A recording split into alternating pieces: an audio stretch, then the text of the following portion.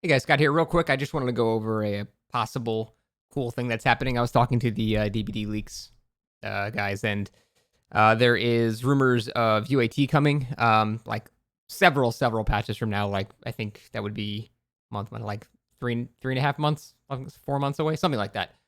Basically, UAT, if you're unaware, it's user acceptance testing, I believe it's called.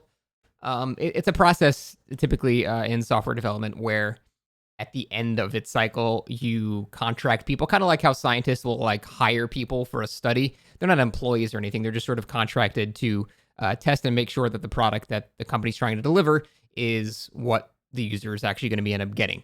So what this is really good for is catching things like, the game not working on console. That's something, someone that doesn't even really understand the game will go, hey, everything is freezing every time I swing with Nemesis power. That's clearly wrong. And hopefully this type of thing will catch that. So let me just blanket statement here. No matter what, this is not a bad thing. There is no scenario in which this is a negative thing.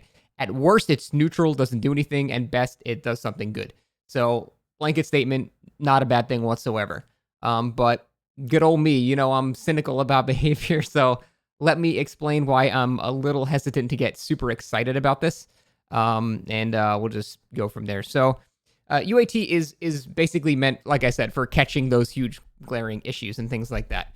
They're not really, giving opinions on balance or design or anything like that. So if they keep, making shitty perks or shitty maps or shitty killers or whatever, they have no say on that. Like that's just, if they make old Legion again, they're still just gonna, it's not their role to talk about that. It's just, okay, is what you try to do working properly? So it's not gonna really change the balance of the game or anything like that. It'll just hopefully focus on issues like, the game not working whatsoever on console.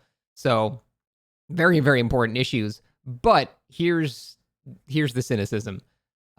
It doesn't take a specialized UAT team to see that the game doesn't run properly on console. It doesn't take, more than a single game to realize that when you're playing Nemesis on console, if you use your power, the entire game stops. If you dead hard, the entire game stops. You don't need a specialized team for that. You need literally one game of QA testing. A single game would show that they have these issues. And I refuse to believe DBDs like devs are so incompetent that they have not tested a single game on last gen consoles. It's fucking impossible. There's no way that they haven't seen those issues. I refuse to believe that. So that means they're aware of it and they still just push it out anyway.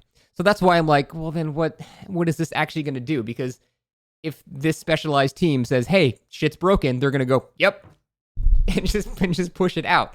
So that's why I'm like sort of hesitant. Now, it would be a bit different if they would, see this issue. Because typically, I think this would be, this role of development would be before the PTB. So it would be good if they found these problems before that and then pushed it so the PTB was more functional and then, this will sort of deal away with the whole point of PTBs to begin with. But that would be kind of a good thing. But yeah, I don't know. I don't think it'll really just suddenly make them better at fixing stuff because they have to know about these issues. It's impossible. They have to have seen it early on in testing too. That's not something that a single game of QA testing would even fix. So a specialized team here for those types of problems, I don't see how it's going to change anything unless they decide to, delay releases and stuff like that. Which, they've been working on optimization for console since 2018.